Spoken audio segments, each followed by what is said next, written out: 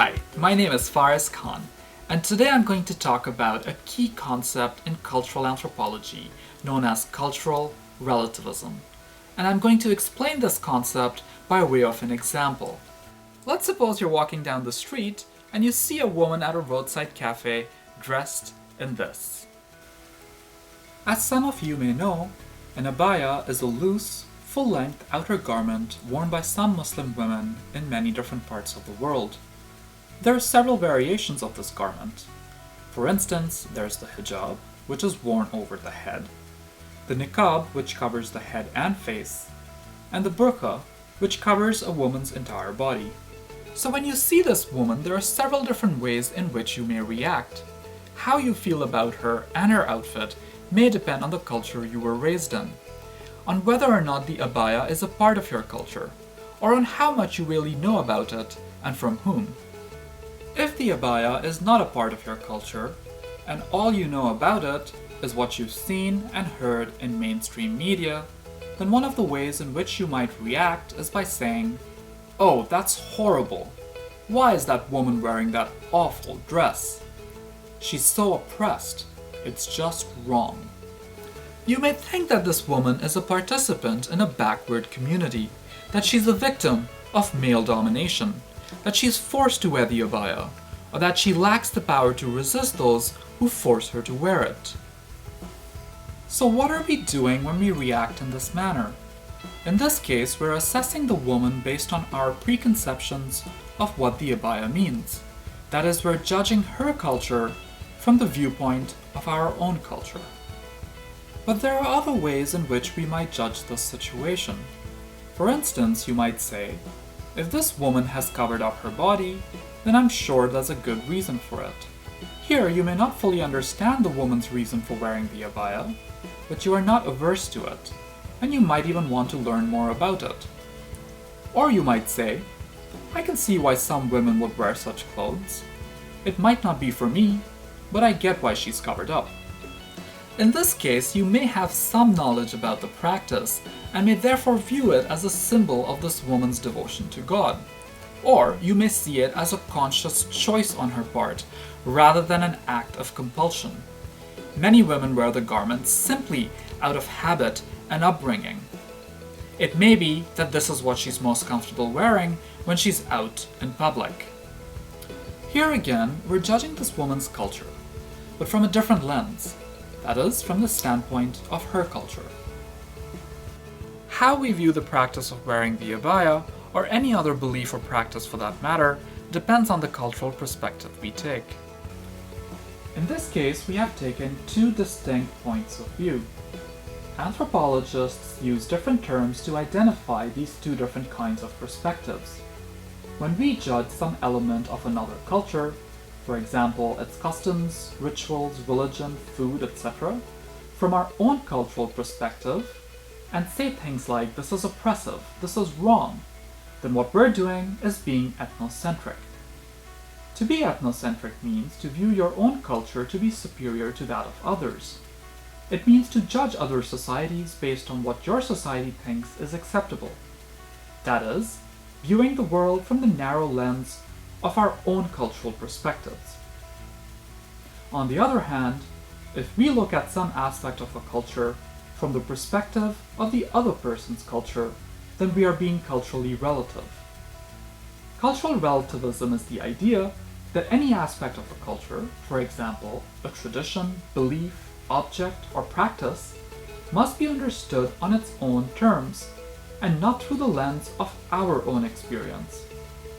To be a cultural relativist, one must view a belief or practice in its broader cultural context, rather than assessing it from the viewpoint of one's own culture. Unlike ethnocentrism, cultural relativism encourages us to gain insider knowledge of the beliefs and practices of others. Now let's quickly summarize what we've learned. Ethnocentrism and cultural relativism are two very different attitudes about the world. Ethnocentrism is the view that your own culture is superior. It is the tendency of using your own culture as the standard for judging other cultures as right or wrong. This view tends to make us close-minded and culturally insensitive.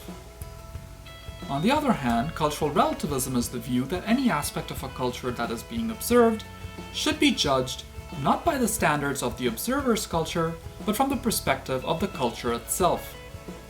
Cultural relativism allows us to see the world from the point of view of the people from other cultures, rather than keeping a rigid and self-centered view. It allows us to keep an open mind about aspects of other cultures, even if they violate our understanding of how things should be.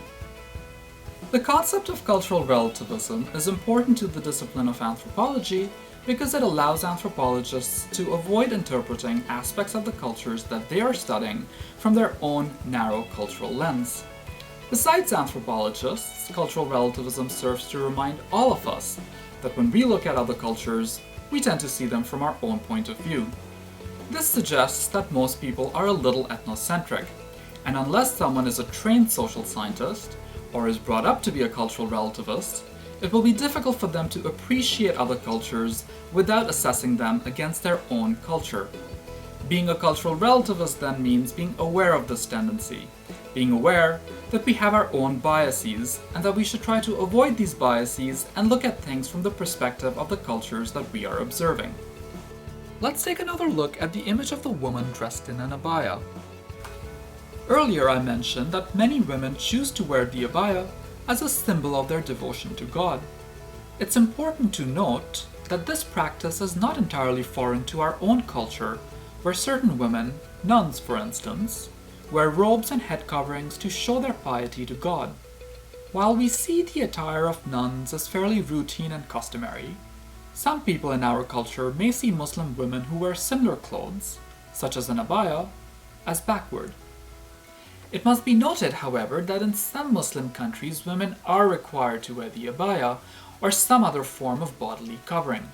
For instance, in Saudi Arabia and Iran, it is mandatory for women to cover their bodies to some degree, but this is by no means a standard practice among all Muslim women. Another example related to appropriate forms of dress for women is the controversy surrounding the ban on the burkini swimsuit. The beach ban was imposed in several towns across France in the summer of 2016. The burkini is a type of swimsuit for women that covers the entire body except for the face, hands, and feet. The suit is designed to conform to Islamic notions of modesty. However, like the abaya, the burkini is similar in appearance to another article of clothing that is worn routinely in the US, Europe, and other parts of the world. Let's consider the wetsuit. Worn by surfers and divers, the wetsuit, like the burkini, is a full-body suit that covers the entire body except for the hands, feet, and head. However, some wetsuits include gloves and hoods for additional insulation. Even though both suits look almost identical, the ban permits a person to wear one, but not the other. The French politicians who supported the ban viewed the burkini as a form of Islamic fundamentalist clothing, a provocation following several attacks by self-proclaimed Islamic radicals, and a failure to demonstrate good morals and secularism. This view is both ethnocentric and politically motivated. Alternatively, for the Muslim women who wear the suit, the burkini is a garment that symbolizes freedom of choice, movement, and religious practice. Understanding the viewpoint of the women who wear burkinis is a cultural relativist standpoint. However, cultural relativism should not be confused with moral relativism, since the two are distinct concepts. Moral relativism is the idea that there is no absolute morality, that there are no universal values for right and wrong. This is not the same as cultural relativism, where we recognize that people from other cultures do things differently from us and have different beliefs that make sense within the context of their own culture. But just because you want to understand a particular cultural practice on its own terms doesn't mean you have to accept it as morally correct. You can still continue to see a certain practice as morally problematic so long as you're able to step outside of your view of the world, set aside your biases as much as you can, and see why people from certain cultures do the things they do. Most anthropologists are not steadfast moral relativists, which means that even though they examine cultural phenomena within context, they don't necessarily condone them. However, as cultural relativists, they suspend judgment about certain beliefs and practices while they're in the process of gaining insider knowledge about them. And when they discuss their findings, they tend to explain them in a culturally sensitive manner that reflects the viewpoints of the people they observed. Cultural relativism makes the strange familiar and the familiar strange. In other words, it allows us to make better sense of the things that are foreign to us, but it also makes us question the things that we take for granted as natural and normal.